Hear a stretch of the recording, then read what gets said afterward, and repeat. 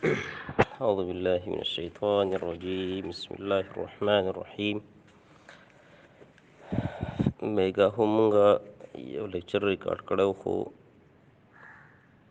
د هغې د زیات ام بي د وجې نه هغه فایل په واتساپ باندې نه سینډ کېدو.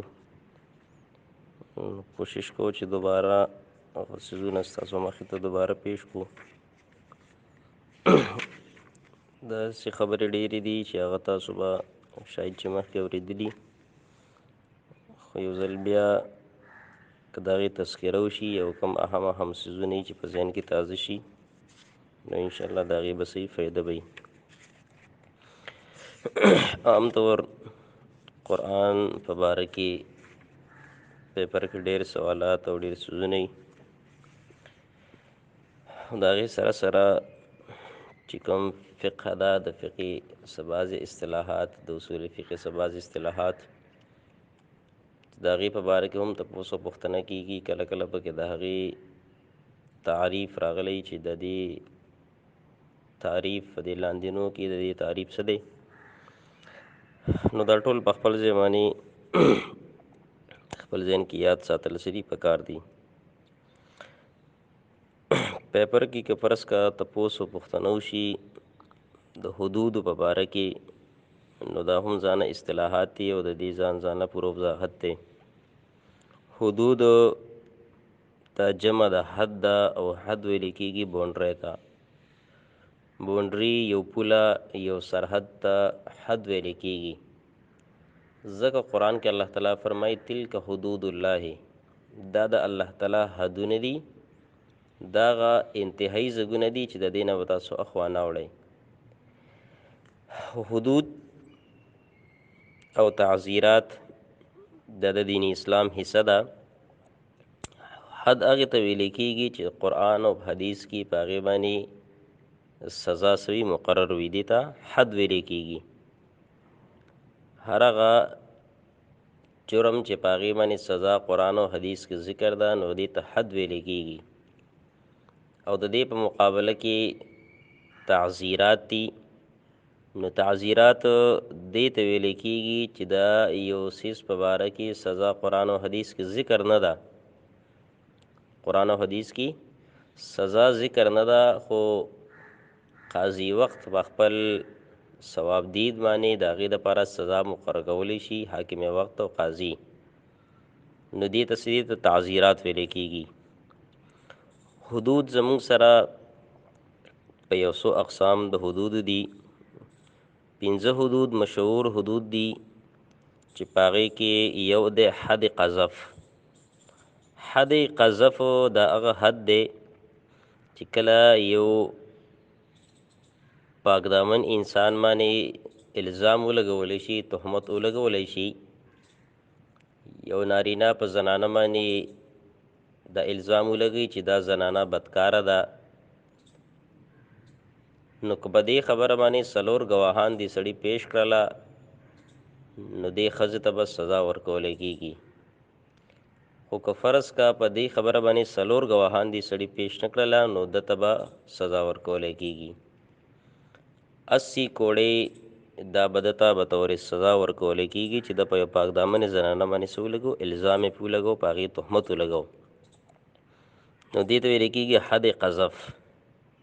حد قذف دې ته ویل کېږي. بل دی حد زنا. هغه حد چې هغه د زنا د وجې نه قایمیږي. یو نارینه او زنانه د یو بل سره بدکاري وکړي او په دې بدکارۍ باندې 4 کسانو دی ولیدله او دی ګواهي وکړله چې دوی بدکاري کړې ده، نو په دغې صورت کې به په دې نارینه او زنانه دواړو باندې حد به په دې باندې قایمیږي.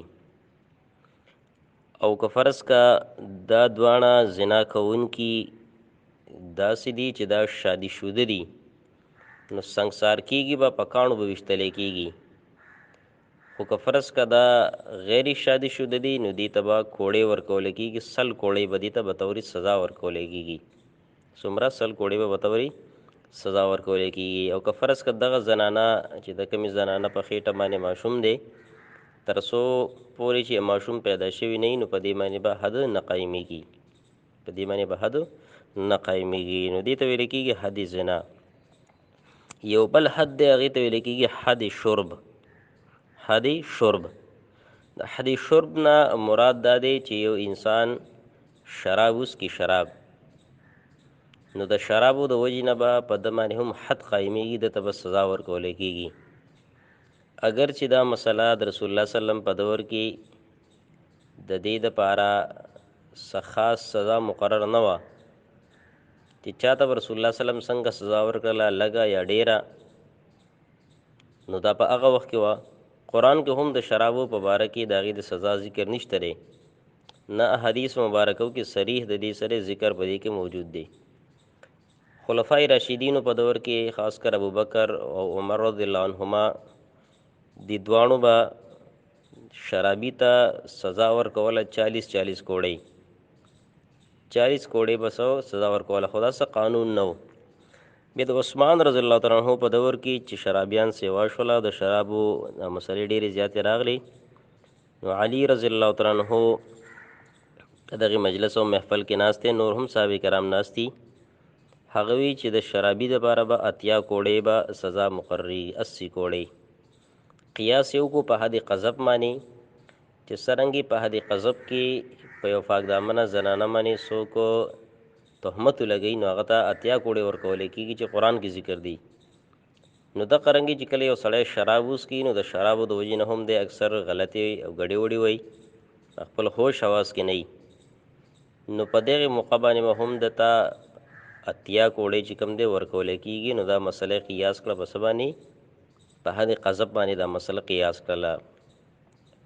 نو دې ته ویل کېږي حد شرب، چې د شراب وڅکلو سزا چې کوم دی هغه څه دي، هغه هم 80 کوړۍ دي. خو دا به قاضي وخت، حکمران وخت چې کوم دی دا به څه کوي، دا به ورکوي. انفرادي طور چاته د دې اختیار نشته دی. بل دی حد سرقه. حد سرقه ویل کېږي دې ته چې یو نارینه زنانه غلا وکړي، نو چې غلا وکړي نو په غلا کې به په دې باندې حد قایمیږي او د دې نه به د لاسونه کټ کولی کېږي. په دې مړوند کې په دې کې به د دې نه لاس کټ کولی کېږي. نو که نارینه دی او که زنانه دی، دواړو دپاره دغه سزا ده. اوس دا خبره چې غلا څومره ده، څومره غلا داسې ده چې یو سړی دومره پیسې پټې کړي چې هغې ته بیا په هغه باندې حد قایمیږي. نو امام ابو حنیفه رحمه الله د دې په باره کې وایي چې 10 درهمه، کم از کم 10 درهمه، 10 درهمه یا 10 دیناره چې یو سړی کله پټ کړي نو په ده باندې به حد قایمیږي او ده ته به بطوري سزا ورکولی کېږي. ده ته به په طوري سزا به ده ته د ده نه لاس دا به دې کټ کېږي، لاس به ده نه کټ کېږي. نو دې ته ویلی کېږي حد سرقه. بل دی حد حربه.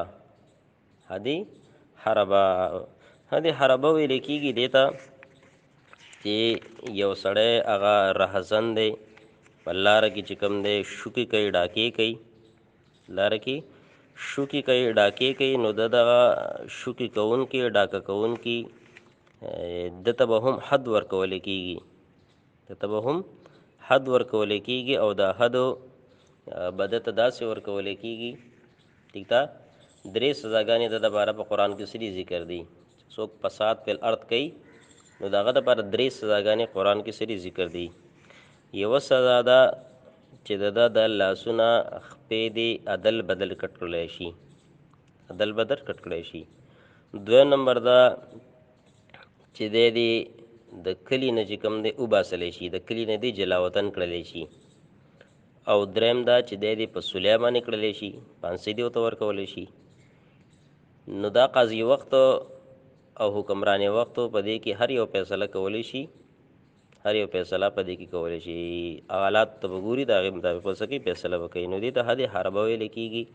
نو دا 15 قسمه څه دي زموږ سره حدود دي، 15 قسمه زموږ سره حدود دي. نو پاکستان کې هم دا حدونو چې کوم آرډیننس دی، ټیک ده، د کوړو ورکولو چې کومه سزا ده نو په دې آرډیننس باندې عمل درآمد په 1979 کې سره شروع شوی دی. 1979 کې باقاعده د آرډیننس دا پاس شوی دی او دا جوړ شوی دی چې د دې لپاره څه دي دا سزاګانې دا ورکولی کېږي به، خو تر اوسه پورې په هغې باندې صحیح عمل درآمد تر اوسه پورې څه دی نه دی شوی. نو دا 15 قسمه حدود زموږ سره او تعزیرات هم تاسو پېژندله. نو که پیپر کې د دې نه راشي د دې د سزا په باره کې یا د دې تعریف په باره کې، نو چې دا کم از کم تاسو ته یادي. او دا حد قذف او حد زنا د دې دواړو په باره کې په سوره احزاب او سوره نور او سوره احزاب کې پوره تفصیلی خبره سره هلته موجود ده. بل په دغې اهمو اصطلاحاتو کې یوه اصطلاح استعمالیږي د لعان. لعان څه ته ویلی کېږي؟ نو لعان ویلی کېږي دې ته چې کله ښځه او خاوند په یو بل باندې الزام ولګوي، تهمت ولګوي د بدکارۍ، یا خاوند ولګوي یا ښځه ولګوي، خو دواړه په دې صورت کې څه کوي؟ انکار کوي. دواړه انکار کوي، زنانه هم انکار کوي چې ما دا کار نه دی کړی، کوم چې زما په باره کې زما خاوند کوم ګمان کوي، او ښځه هم دا سړی هم دا وایي چې زما ښځه په ما باندې دا کوم الزام لګوي، نو دا سړی دا ما نه دی کړی، دا کار ما سړی نه دی کړی. نو په دې دواړو صورتونو کې خاص طور د لعان مسله راځي هغه ټایم کې چې کله خاوند په خپله ښځه باندې دا تهمت ولګوي او دا خبرو کې چې زما دا ښځه سره دې بدکاري کړې ده، چا سره بدکاري کړې ده. نو دا چې په دې صورتونو کې به د دې په منځ کې چې کله دواړه انکار کوي نو قسمونه به وخوري. څه به وخوري؟ قسمونه به خوري، 4 قسمونه به خوري، او 5م قسم به 4 قسم به داسې خوري چې کچېرې زه په دې خپله دعوه کې په دې خپله خبره کې رښتونی یم، او 5م دا که فرض که زه دروغجن یم نو په ما دې د الله تعالی لعنت وي. نارینه او زنانه به هم دقه شانتې قسمونه وخوري او یو بل باندې به لعنت ولیږي. که فرض که زه دروغجن وم نو په ما دې لعنت وي. او دقه رنګې خاوند به هم 4 ځله قسمونه وخوري چې زه رښتونی یم، خو فرض که زه دروغجن وم نو زما دا ښځه سره په ما دې د الله تعالی لعنت وي. نو په دې صورت کې به د دې دواړو په منځ کې به څه راشي؟ جداوالی به راشي. دواړو په منځ کې به جداوالی راشي او په هیڅ طریقې باندې هم دی بیا د یو بل ښځه او خاوند نشي کېدلی. چې کله د لعان د وجې نه د دې په منځ کې جداوالی رالی نو په هیڅ صورت کې د دوی د یو بل ښځه او خاوند جوړېدل څه دي دا ممکن نه دي. هغه صورت چې کوم کې دوباره ښځه خاوند اولني خاوند ته واپس کېدی شي نو چې کله طلاق مغلظه ورته ورکړلی شي، 3 طلاق ورکړلی شي، عدت تیر شي، ټیک ده، د عدت نه وروسته دا د بل چا سره نکاح وکړي او د نکاح نه وروسته هغه سړی په خپله خوښه باندې دا ښځه څه کړي؟ دا طلاقه کړي، بیا یې عدت تیر شي نو بیا د اولني خاوند دپاره څه کېږي؟ حلالېږي او جایز کېږي. نور په هیڅ یو صورت کې د اولني خاوند دپاره دا نه جایز کېږي. خو په لعان کې دا دی چې په لعان کې به دا څه کوي؟ دی د یو بل سره واپس یو ځای کېدی نه شي. ټیک ده.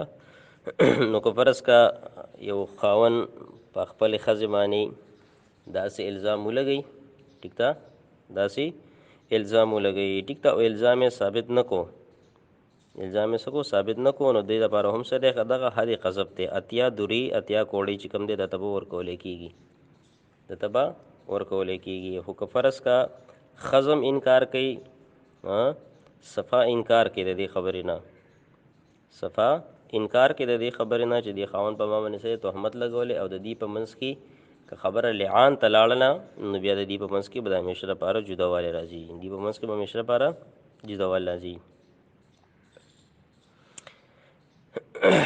نو دې ته ویلی کېږي لعان. بل دی زهار.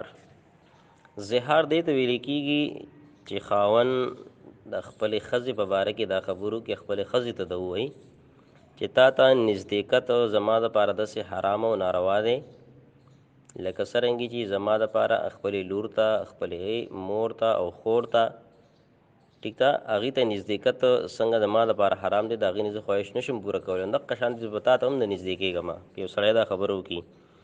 نو په دې صورت کې دې ته ویلی کېږي زهار.